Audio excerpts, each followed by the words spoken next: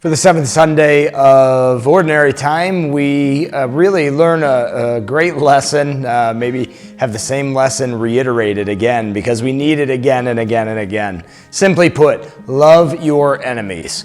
And the nice thing about this collection of readings is that it deals with really personal enemies, even friends to a certain extent. The story of Saul and David is really one that if you know the whole story, really tugs at your heartstrings. I mean, Saul went and in some ways picked David, if you will. I mean, God picked David, but David was very special to Saul, and David was great friends with Saul's son Jonathan. And as David grows up and gains reputation as a great warrior, and Saul perceives him as a threat to his own authority and stature in the kingdom, he goes after him, seeking his life. I mean, he genuinely tries to hunt down David and kill him. So David and Saul have become enemies at this point.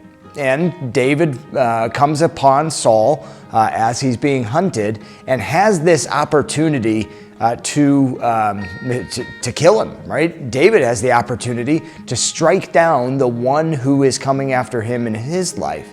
And what does he do? He walks away.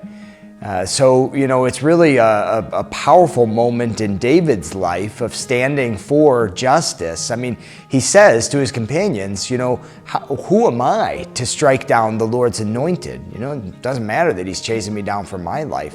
Who am I? Who am I to avenge the Lord's anointed when we have become enemies? It doesn't matter what the issue is. I don't have the right to take his life away. Now, as we get into the gospel reading, Jesus talks about a variety of areas, but certainly love your enemies, pray for those who persecute you, do good to them, It's really, really difficult, it really is. And there's also the line in there about give to anyone who begs of you. It's an interesting topic.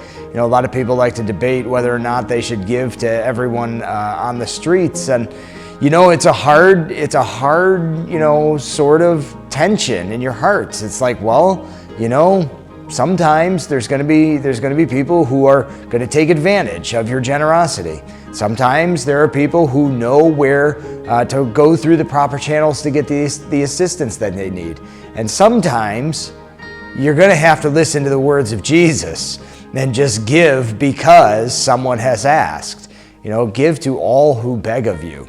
Doesn't say how much, doesn't say how much, but sometimes for the freedom of our own heart, we need to give something of ourselves. So, these scriptures touch a variety of topics, and even in that case, I'm not sure that a beggar on the street is an enemy of any one of us, but, the theme really is love your enemies. And why do we need to do this? Well, from David's perspective, I don't have the right to punish this person, but from Jesus' perspective, we need to love our enemies because God loves his enemies, right? And so if we want to reflect the love of God, then we have to pour out our love upon all of God's people, not just the ones that we like, So to be like God is to love both our friends and our enemies.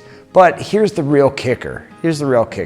As St. Paul says, God proves his love for us in that while we were still enemies, Christ died for us. He didn't wait for us to come around to him. He didn't wait for our lives to be perfect to say, you're worth dying for. No. Even while we were enemies, he laid down his life for us. And so, after the pattern and imitation of Jesus, we too need to lay down our lives, even for our enemies.